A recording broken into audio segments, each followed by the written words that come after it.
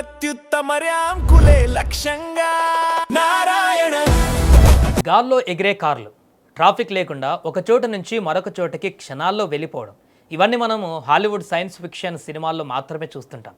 నిజ జీవితంలో ఇవి సాధ్యమా అంటే అసాధ్యం అనేవారే ఎక్కువ. కానీ ఎక్కడో మారుమూల గ్రామానికి చెందిన ఒక యువకుడు ఇది ఎందుకు సాధ్యం కాదు అని ప్రశ్నించుకున్నాడు, ఆలోచించాడు. తన మేధస్సుకు పదును పెట్టి ఏకంగా మన దేశంలోనే తొలి ఫ్లయింగ్ కార్ను తయారు చేసి చరిత్ర సృష్టించాడు. 90 నిమిషాల ప్రయాణాన్ని కేవలం 10 నిమిషాలకు తగ్గించిన ఆ కుర్రాడి అద్భుత ప్రయాణం ఏంటో, ఆ యొక్క గాల్లో ఎగిరే కారు వివరాలు ఏంటో చూద్దాం. అతని పేరు రవి తామ్తా.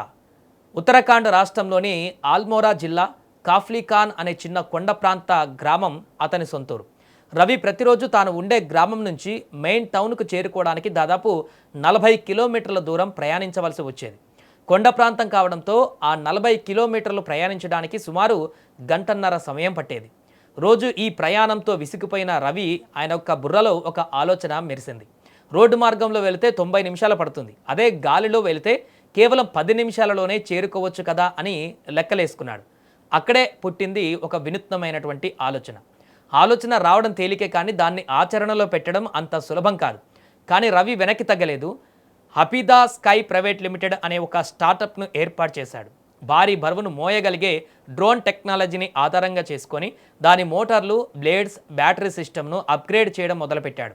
ఎన్నో నిద్రలేని రాత్రులు, ఎన్నో ప్రయోగాలు, ఫెయిల్యూర్స్ తర్వాత ఫైనల్గా హ్యాపీడా స్కైనెక్స్ పేరుతో ఒక సింగిల్ సీటర్ ఎలక్ట్రిక్ ఫ్లయింగ్ వెహికల్ను అద్భుతంగా తయారు చేశాడు. దీని ప్రత్యేకత ఏంటంటే ఒక వ్యక్తి ఇందులో కూర్చొని చాలా సురక్షితంగా గాలిలో ప్రయాణించవచ్చు.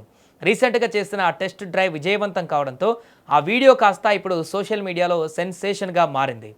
ఇక రవి చెప్పిన దాని ప్రకారం ఈ హ్యాపీడా స్కైనెక్స్ ప్రస్తుతము ప్రోటోటైప్ దశలోనే ఉంది. ఇది పూర్తిగా ప్రజలందరికీ అందుబాటులోకి రావడానికి ఇంకా కాస్త సమయం పడుతుంది.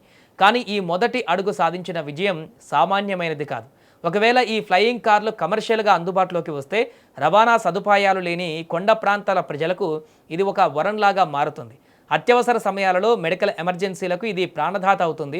అంతేకాదు బెంగళూరు, హైదరాబాద్ లాంటి మహానగరాలలో వీటిని వాడితే ఆ భయంకరమైనటువంటి ట్రాఫిక్ కష్టాలకు కూడా శాశ్వతంగా చెక్ పెట్టేటువంటి అవకాశం ఉంటుంది.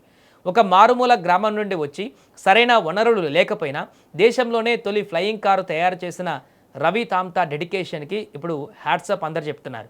మరి ఈ ఫ్లయింగ్ కారు గురించి మీరేమనుకుంటున్నారు? భవిష్యత్తులో ఇలాంటి కార్లు వస్తే మీరు ప్రయాణిస్తారా? ఇలాంటి కార్ల వల్ల ఎంతవరకు ఉపయోగం ఉంటుంది? మీ అభిప్రాయం ఏంటో కూడా కామెంట్ చేయండి.